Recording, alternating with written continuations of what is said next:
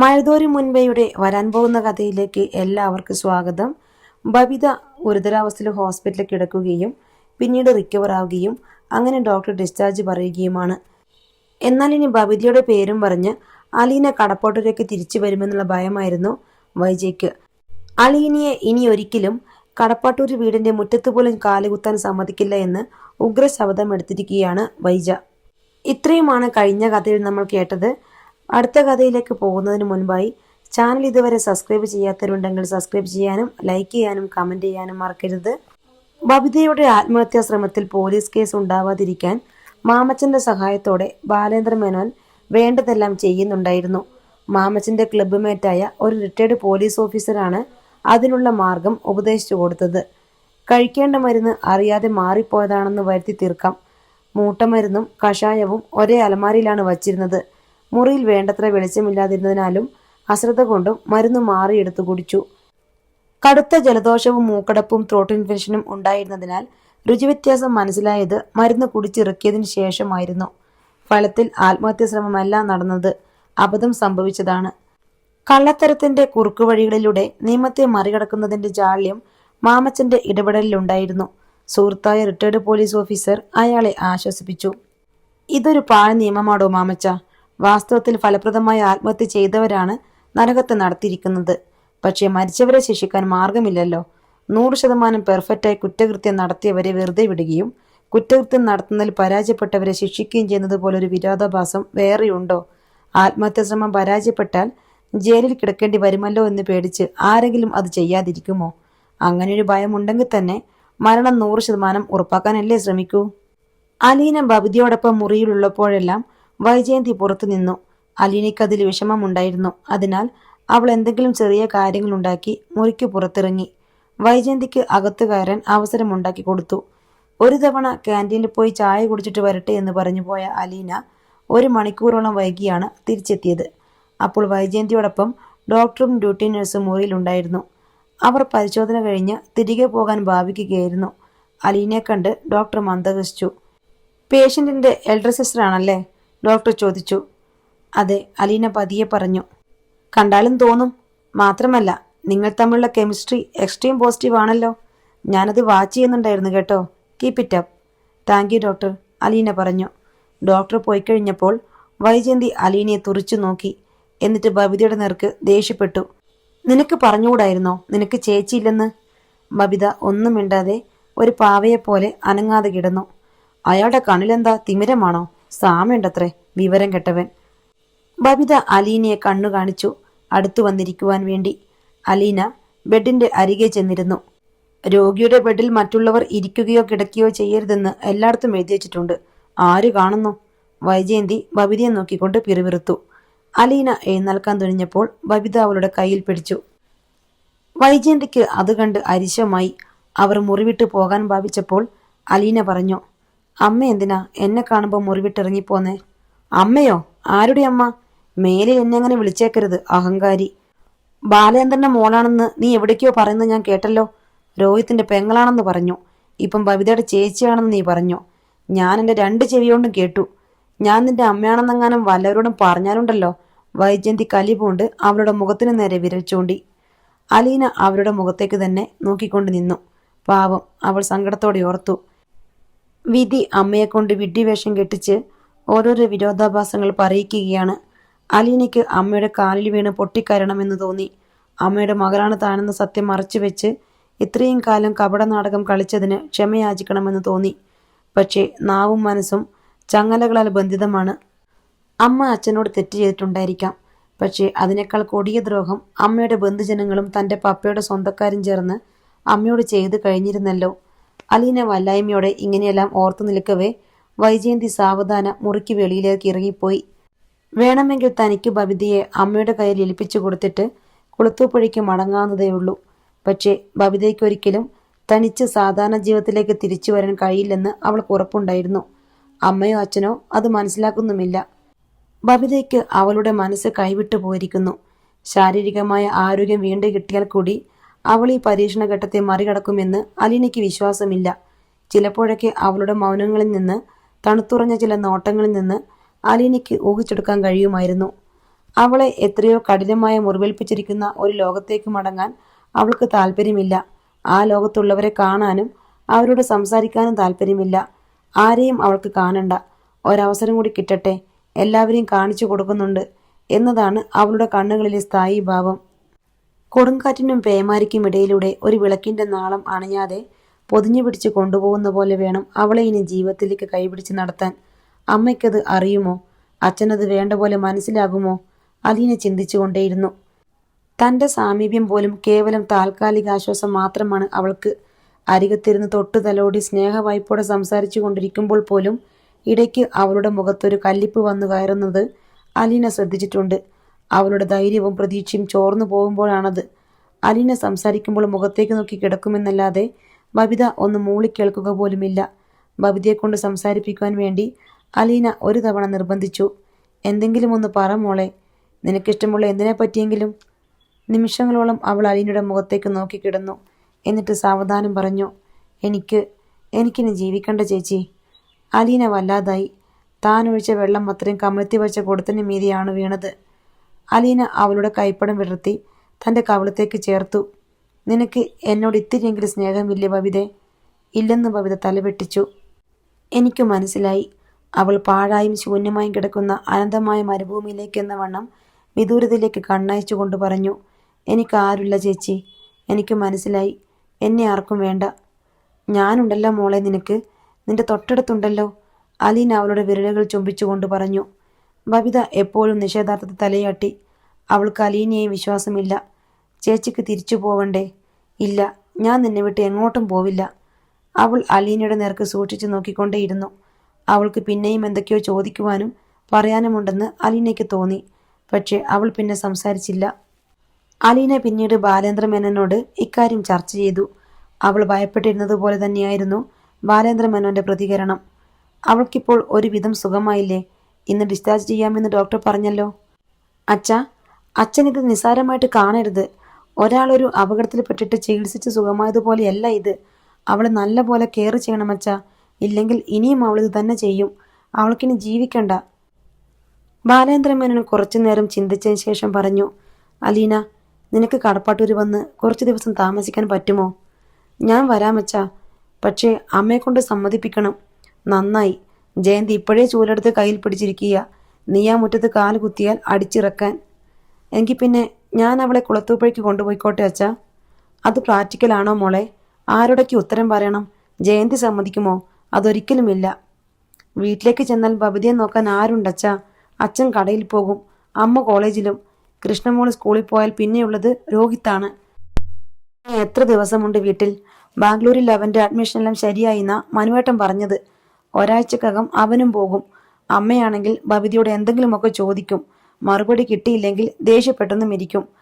അച്ഛാ, ബബിതയുടെ അടുത്ത് അങ്ങനെയൊന്നും പോരാ ഇനി. അവളുടെ കൂടെ എപ്പോഴും ആളുണ്ടാവണം. അവളുടെ മനസ്സിലുള്ള ഭാരം മുഴുവൻ പുറത്തു വരണം. എങ്കിലേ അവൾക്ക് സമാധാനം കിട്ടൂ. അച്ഛൻ ശ്രദ്ധിച്ചായിരുന്നോ?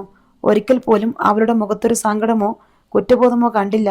ആത്മഹത്യക്ക് ശ്രമിച്ച ഒരു പെൺകുട്ടി അവളുടെ അച്ഛനെയും അമ്മയും കൂടപ്പിറപ്പുകളെയും ഒക്കെ കാണുമ്പോൾ ഒന്ന് കരയേണ്ടതല്ലേ? അലീന പറഞ്ഞത് ശരിയാണെന്ന് ബാലേന്ദ്ര മേനോൻ തലയാട്ടി. അവളുടെ മനസ്സ് ഉരുകിയിട്ടില്ല, അതാ കാര്യം. ശരി, എന്തു ചെയ്യുമെന്ന് നീ തന്നെ പറ മോളെ, ബാലേന്ദ്രൻ പറഞ്ഞു. ഡോക്ടറെ കൊണ്ട് പറയിച്ചാലോ അമ്മയുടെ അടുത്ത്? അപ്പോൾ ഡോക്ടറോട് ചില കാര്യങ്ങൾ തുറന്നു പറയേണ്ടി വരില്ലേ? അവർ വിചാരിച്ചു വച്ചിരിക്കുന്നത് നീ അവളുടെ ചേച്ചിയാണെന്നാ. അതൊന്ന് തിരുത്തി പറഞ്ഞാൽ മതി അച്ഛാ. പഴയ വേലക്കാരിയായിരുന്നെന്നോ മുത്തശ്ശിയെ നോക്കാൻ വന്ന ഹോംനേഴ്സ് ആയിരുന്നെന്നോ അങ്ങനെ എന്തെങ്കിലും. ഞാൻ പറയുമ്പോൾ അതിൻ്റെ അർത്ഥം മാറും. നീ തന്നെ ഒന്ന് പറഞ്ഞു നോക്ക്. ഓക്കെ, ഞാൻ ആദ്യം പപ്പയോട് ചോദിക്കട്ടെ. അലീന കുളത്തുപുഴയ്ക്ക് വിളിച്ച് സ്റ്റാൻലിയോട് അനുവാദം ചോദിച്ചു. തൻ്റെ മകൾ ഇനിയും ബാലേന്ദ്ര മേനോന്റെ വീട്ടിൽ പോയി താമസിക്കുന്നതിനെ പറ്റി കേട്ടപ്പോൾ തന്നെ സ്റ്റാൻലി പൊട്ടിത്തെറിച്ചു. അതിൻ്റെ ആവശ്യം എന്താ? ആ പെൺകുട്ടി രക്ഷപ്പെട്ടല്ലോ. ഇനി എന്താ നിനക്കവിടെ കാര്യം? അതും നിന്നെ ഇഷ്ടമില്ലാത്ത ഒരു വീട്ടിൽ. നീ അവിടെ ചെന്ന് ഇനിയും കലഹമുണ്ടാക്കാൻ ഉറപ്പിച്ചാണോ? ഒരു കാര്യം ചെയ്, ഇവിടെ വന്ന് നിന്റെ പെട്ടിയും കിടക്കയും എല്ലാം എടുത്തോണ്ട് പോയിക്കോ. എനിക്ക് വീടടച്ചു പൂട്ടി എങ്ങോട്ടെങ്കിലും പോകണം. സ്റ്റാൻലിയുടെ കോപം അടങ്ങുവോളം അലീന മൗനമായി നിന്ന് കേട്ടു. ഒടുവിൽ അവൾ പറഞ്ഞു, പപ്പ, അവൾ കഷ്ടിച്ച് സുഖപ്പെട്ട് വരുന്നതേയുള്ളൂ. അവൾ വേണ്ടതുപോലെ നോക്കാൻ ആരുമില്ല. അതെന്താ? അവളുടെ അച്ഛനും അമ്മയും ഇല്ലേ? സഹോദരങ്ങളില്ലേ? ബന്ധുജനങ്ങളില്ലേ? അവർക്കില്ലാത്ത ബാധ്യത നിനക്കെന്തിനാ? അവർക്കറിയില്ല പപ്പ. അവളുടെ മനസ്സിലേക്ക് കയറി ചെല്ലാൻ അവർക്ക് പറ്റില്ല. അവളുടെ മനസ്സെന്താ, ബാലികേറ മലയാണോ? നിനക്കിവിടെ മടുത്തെങ്കിൽ അത് പറ. പപ്പ പ്ലീസ്, എന്നെ ഒന്ന് മനസ്സിലാക്ക്. അങ്ങനെയല്ല, ഓരോ മനുഷ്യരും തമ്മിലുള്ള ദൂരം ഒരുപോലെയാണോ? പപ്പയുടെ അടുത്തേക്ക് വരാൻ എനിക്ക് കഴിയുന്നിടത്തോളം മറ്റാർക്കെങ്കിലും സാധിക്കുമോ? ബബിതയുടെ മനസ്സിപ്പോ ശരിയല്ല. അതിനേറ്റ ഷോക്ക് വളരെ ഗുരുതരമാണ് പപ്പ. പപ്പ കാണുന്നത് പോലെ തന്നെയാണ് മറ്റെല്ലാവരും അവളെ കാണുന്നത്. പക്ഷേ എനിക്കറിയാം അവൾ ഇനിയും ഇതുതന്നെ ആവർത്തിക്കും. അവൾക്കിനി ജീവിച്ചിരിക്കണമെന്നേ ഇല്ല. ജീവിക്കാൻ ആഗ്രഹമില്ലാത്തവർ പോട്ടെന്ന് വയ്ക്കണം. നിനക്കെത്ര കാലം പിടിച്ചു നിർത്താൻ സാധിക്കും? വിഷമെടുത്ത് കുടിച്ചാലും മരിക്കുമെന്നറിയാത്ത കൊച്ചു കുട്ടിയൊന്നുമല്ലല്ലോ അവൾ. പപ്പ ഇങ്ങനെ പറയുന്നത് കുറച്ച് കഷ്ടമാണ്. നിന്റെ ഇഷ്ടം പോലെ ചെയ്തോ, എന്നോട് അനുവാദം ചോദിക്കണ്ട. ഞാൻ ആരാണ്? ആ പാലാക്കാരൻ മേനോൻ വന്ന് ചോദിച്ചപ്പോൾ കുറച്ചു ദിവസം ഈ വീട്ടിൽ താമസിക്കാൻ സമ്മതിച്ചെന്ന് മാത്രം.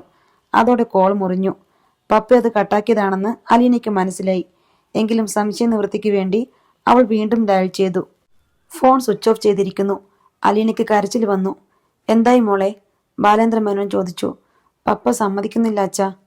അവൾ കുളത്തൂപ്പൊയിലെ ലാൻഡ് ഫോൺ നമ്പർ ഡയൽ ചെയ്ത് നോക്കി. ബെല്ലടിച്ച് തീരുന്നതല്ലാതെ ആരും എടുക്കുന്നില്ല. ഞാൻ സംസാരിക്കണോ സ്റ്റാൻലിയോട്? ബാലേന്ദ്ര മേനോൻ ചോദിച്ചു. വേണ്ട, പപ്പയ്ക്കത് ഇഷ്ടപ്പെടില്ല അച്ഛാ. ഏതാണ്ട് 3/4 മണിക്കൂർ കഴിഞ്ഞപ്പോൾ അലീനയുടെ മൊബൈലിൽ സ്റ്റാൻലിയുടെ കോൾ വന്നു. പപ്പ, അലീന വിളിച്ചു. നിന്റെ ഡ്രസ്സൊക്കെ എന്ത് ചെയ്യണം? ഗൗരവത്തിൽ തന്നെയാണ് സ്റ്റാൻലി ചോദിച്ചത്. അലീന മിണ്ടിയില്ല. പാലായിൽ ചെന്നാൽ നിനക്ക് മാറി കൊടുക്കാൻ വേറെ ഡ്രസ്സുണ്ടോ? ബൈജുവിൻ്റെ കയ്യിൽ കൊടുത്തയച്ചേക്കാം. അലീന വിതുമ്പിപ്പോയി. വേണ്ട പപ്പ, ഞാൻ എങ്ങനെയെങ്കിലും അഡ്ജസ്റ്റ് ചെയ്തോളാം. അതിൻ്റെ ആവശ്യമില്ലല്ലോ. ബൈജു എവിടെയൊക്കെ വരേണ്ടത്? ഹോസ്പിറ്റലിലേക്കോ അതോ മേനോന്റെ വീട്ടിലേക്കോ? ഇന്ന് ഇവിടുന്ന് ഡിസ്ചാർജ് ആകും പപ്പ. ഞാൻ വിളിച്ചു പറഞ്ഞാൽ മതിയോ? തിരിച്ചു വരാൻ എത്ര ദിവസം എടുക്കും? ഒരു കാലാവധി പറഞ്ഞാൽ എനിക്ക് എങ്ങോട്ടെങ്കിലും യാത്ര പോകാമല്ലോ. പപ്പ എങ്ങോട്ട് പോകാനാ? അന്റാർട്ടിക്കിൽ മഞ്ഞുരുകുന്നിടന്ന് കേൾക്കുന്നു. അതൊന്ന് കാണണം. ഞാനെന്തിനാ ഇവിടെ തനിച്ചു കിടക്കുന്നേ? പപ്പയ്ക്ക് പരിഭവം തീർന്നിട്ടില്ലെന്ന് അലീനയ്ക്ക് മനസ്സിലായി. അവിടെ പോകുമ്പോൾ ഞാനും കൂടി വരാം പപ്പ. ഞാനും ഇതുവരെ മഞ്ഞുരുകുന്ന കണ്ടിട്ടില്ലല്ലോ. മറുവശത്ത് പ്രതികരണമില്ല. പപ്പ, അവൾ വിളിച്ചു. എന്നോട് ദേഷ്യമാണോ? നീ പോയിട്ട് വാ. ഇതിന്റെ മറുപടി അപ്പോൾ ഞാൻ പറയാം. അലീന താങ്ക് യു പപ്പ എന്ന് പറഞ്ഞത് അയാൾ കേട്ടില്ല. അതിനു മുൻപേ കോൾ ഡിസ്കണക്റ്റ് ആയി. പപ്പ സമ്മതിച്ചു, അവൾ ആനന്ദാസുക്കളോടെ ബാലേന്ദ്രനോട് പറഞ്ഞു. ഇനി അടുത്ത നടപടി ഡോക്ടറെ കൊണ്ട് സംസാരിപ്പിക്കുക എന്നതാണ്. അലീന തന്നെ ഡോക്ടർ പിഷാരിയുടെ കണ്ട് സാഹചര്യങ്ങൾ ധരിപ്പിച്ചു. അവൾ ബബിതയുടെ സഹോദരിയിലെന്ന് പറഞ്ഞപ്പോൾ ഡോക്ടർ ആശ്ചര്യപ്പെട്ടു. പിന്നെന്താ അവരുമായുള്ള ബന്ധം? ആ കുട്ടിക്ക് നിങ്ങളുമായാണല്ലോ ഏറ്റവും അടുപ്പം. പ്രായമായവരെ ശുശ്രൂഷിക്കാൻ അവരുടെ വീട്ടിൽ മുൻപെന്നോ താമസിച്ചിട്ടുള്ള ഒരു ഹോം നഴ്സിനോട് ഇത്രയ്ക്കൊരടുപ്പം വരുമോ? എനിക്ക് വിശ്വസിക്കാൻ കഴിയുന്നില്ല. ആ കുട്ടിക്ക് മാത്രമല്ലല്ലോ, ആ വീട്ടുകാർക്കെല്ലാം നിങ്ങളോട് വളരെ അടുപ്പമാണല്ലോ. ഞാൻ അവിടെ താമസിച്ചിരുന്ന കാലത്ത് അങ്ങനൊരു അടുപ്പമുണ്ടായി. പക്ഷേ അവിടുത്തെ മാഡവുമായി ഒരഭിപ്രായ വ്യത്യാസമുണ്ടായിട്ട് ഇടയ്ക്ക് പിണങ്ങി പോകേണ്ടി വന്നു. ഇപ്പോഴും അവർക്കെന്നോട് നീരസമുണ്ട് സർ. ഡോക്ടറെന്ന് പറഞ്ഞാൽ ഞാൻ എന്തു പറയണം? ഒന്നാമത് അതെൻ്റെ ഡ്യൂട്ടിയുടെ ഭാഗമല്ല. ഡോക്ടർ, ബബിത ഇപ്പോഴും സാധാരണ നിലയിലായിട്ടില്ലല്ലോ. അവൾക്ക് മരിച്ചാൽ മതിയെന്നേ ഉള്ളൂ. അതിൻ്റെ കാരണമൊന്നും ആർക്കും അറിയില്ല. നല്ലപോലെ കെയർ ചെയ്തില്ലെങ്കിൽ അവൾ ഇനിയും എന്തെങ്കിലും അബദ്ധം കാട്ടും. അവർക്കില്ലാത്ത ആങ്സൈറ്റി നിങ്ങൾക്കെന്തിനാ? അവരുടെ മോളെ അവരല്ലേ നോക്കേണ്ടത്? ഡോക്ടർ, ഒരു മനുഷ്യജീവനല്ലേ, മത്സരമല്ലല്ലോ ഇത്. എനിക്കവളെ തിരുത്താൻ സാധിക്കും, അലീന പറഞ്ഞു. ശരി. ഡോക്ടർ ആലോചനയോടെ തലകുലുക്കി. ഓക്കെ, ഞാൻ പൊതുവായിട്ടൊന്ന് സംസാരിക്കാം. നിങ്ങളുടെ പൊളിറ്റിക്സ് ഒന്നും അറിയാത്ത മട്ടിൽ. ഡിസ്ചാർജ് ചെയ്യലും ബില്ല് തീർക്കലുമെല്ലാം 3 മണിയോടെ കഴിഞ്ഞു. അവർ മുറിയൊഴിഞ്ഞു. പോകും മുൻപ് ഡോക്ടർ പിഷാരടി പേഷ്യന്റിനെ കാണാൻ വന്നു. നാടി പിടിച്ച് പൾസ് നോക്കി, കൺപോളകൾ വിടർത്തി പരിശോധിച്ചു. എന്നിട്ട് പറഞ്ഞു, കഴിഞ്ഞതൊക്കെ മറന്നേക്കുക. ജീവിതം എന്ന് പറയുന്നത് വലിയ വിലപിടിപ്പുള്ള സംഗതിയാ. ഒരൊറ്റ തവണയെ നമുക്കത് കിട്ടൂ. ഒരിക്കൽ കെടുത്തിക്കളഞ്ഞാൽ പിന്നെയില്ല. ബബിത കേട്ടുകൊണ്ടിരുന്നു. വിഷമിക്കേണ്ട, ഒരബദ്ധം ആർക്കും പറ്റും. അത് ആവർത്തിക്കാതിരിക്കുന്നവരാണ് ബുദ്ധിമാന്മാർ. ഡോക്ടർ അലീനയുടെ നേർക്ക് ഒന്ന് പാളി നോക്കിയിട്ട് തുടർന്നു. കുറച്ച് ദിവസത്തേക്ക് ഒരു ശ്രദ്ധ വേണം. നീ അടുത്തുള്ളപ്പോൾ അവൾക്ക് വളരെ ആശ്വാസം കിട്ടുന്നുണ്ട്. ഞാനത് ശ്രദ്ധിച്ചിരുന്നു. വീട്ടിൽ ചെന്നാലും അവളെ ഒറ്റയ്ക്ക് വരണ്ട. അവളുടെ റൂമിൽ തന്നെ കൂടിക്കോ. ഓക്കെ? ഡോക്ടർ അലീനയെ നോക്കി പറഞ്ഞു. അലീന തലയാട്ടി. വൈജയന്തി തെല്ലുനേരം പകച്ചു നിന്നുപോയി. എവിടെയോ ഒരട്ടിമറി നടന്നിട്ടുണ്ടെന്ന് അവർക്ക് തോന്നി. ശരി മിസ്റ്റർ മേനോൻ, സന്തോഷമായിട്ട് പോയിക്കോളൂ, ഡോക്ടർ ആശംസിച്ചു. ബാലേന്ദ്ര മേനോൻ ഡോക്ടർക്ക് നന്ദി പറഞ്ഞു. പായ്ക്ക് ചെയ്യാനും സാധനങ്ങളെടുത്ത് കാറിൽ വയ്ക്കാനും അലീന ബാലേന്ദ്രമേനോനെ സഹായിച്ചു. വൈജയന്തി ഒന്നിലും സഹകരിക്കാതെ മാറി നിന്നതേയുള്ളൂ. അവരുടെ മനസ്സിൽ വലിയൊരു യുദ്ധം നടക്കുന്നുണ്ടായിരുന്നു. ബബിതയെ അലീനയാണ് താങ്ങിപ്പിടിച്ച് കാറിൽ കയറ്റിയത്. പിൻസീറ്റിൽ അവളോടൊപ്പം അലീനയും കയറിയിരുന്നു. വൈജയന്തി ഇനിയും ഒരു തീരുമാനത്തിലെത്താൻ കഴിയാത്തതുപോലെ കാറിന് വെളിയിൽ സംശയിച്ചു നിന്നു. ഒടുവിൽ മുൻസീറ്റിൽ കയറിയിരുന്നു. അതിനുശേഷം റോഡിലേക്ക് മാത്രം കണ്ണും നട്ട് തപസ്സിനുറച്ച യോഗിനിയെപ്പോലെ ചലനമില്ലാതെ ഒരേ ഇരിപ്പ്. കാർ ഓടിക്കൊണ്ടിരുന്നു. നഗരം പിന്നിട്ട ശേഷം ബബിത അലീനയുടെ തോളത്തേക്ക് മുഖം ചേർത്ത് ചാരിയിരുന്നു. അലീന അവളെ മടിയിലേക്ക് കിടത്തി ശിരസിൽ തലോടിക്കൊണ്ടിരുന്നു. അവൾ എപ്പോഴോ ഉറങ്ങിപ്പോയി. യാതൊരു വാക്കും കാറിനുള്ളിൽ ഉച്ചരിക്കപ്പെട്ടില്ല. മൗനം കൊണ്ട് മഹാമുദ്രയണിഞ്ഞ നാവുകൾ മുറുകി തന്നെയിരുന്നു. കാർ നിന്നതറിഞ്ഞിട്ടാണ് ബബിത കണ്ണു തുറന്നത്. അലീന അവളെ താങ്ങിപ്പിടിച്ച് മടിയിൽ നിന്നും ഉയർത്തി. കാർ വീട്ടുമുറ്റത്ത് നിൽക്കുന്നത് കണ്ട് ബബിത അത്ഭുതപ്പെട്ടു. താൻ ചെറുതായി ഒന്ന് മയങ്ങിയതേയുള്ളൂ എന്നായിരുന്നു അവളുടെ വിചാരം. വൈജയന്തി ഡോർ തുറന്നിറങ്ങി നേരെ സിറ്റൗട്ടിലേക്ക് കയറിപ്പോയി. രോഹിത്തും കൃഷ്ണയും ഇറങ്ങി വന്നു. അലീന ബബിതയുടെ ഇടതു കൈയിലും രോഹിത്ത് അവളുടെ വലതു തോളിലും പിടിച്ച് സിറ്റൗട്ടിന് നേർക്ക് നടത്തി. അലീന സിറ്റൗട്ടിലേക്ക് കാലെടുത്ത് വയ്ക്കും മുൻപ് ഒരു കഠിന സ്വരം വന്നു. നിൽക്ക്! അവൾ മുഖമുയർത്തി നോക്കിയപ്പോൾ രണ്ടു കൈയിലും വലിയ ട്രോളി ബാഗും തൂക്കി പൂമുഖവാതിൽക്കൽ ജയന്തി. പുറത്തോട്ടിറങ്ങിയിട്ട് നീ അകത്തോട്ട് കയറിയാ മതി. അലീന സ്തംഭിച്ചു നിന്നു. വൈജയന്തി ട്രോളി ബാഗുകൾ വലിച്ചുകൊണ്ടുവന്ന് പോർച്ചിൽ കിടന്ന കാറിന്റെ ഡിക്കിയിൽ കയറ്റി. ഇത്രയുമാണ് ഇന്നത്തെ കഥ. അടുത്ത കഥയുമായി വീണ്ടും വരാം. ബൈ.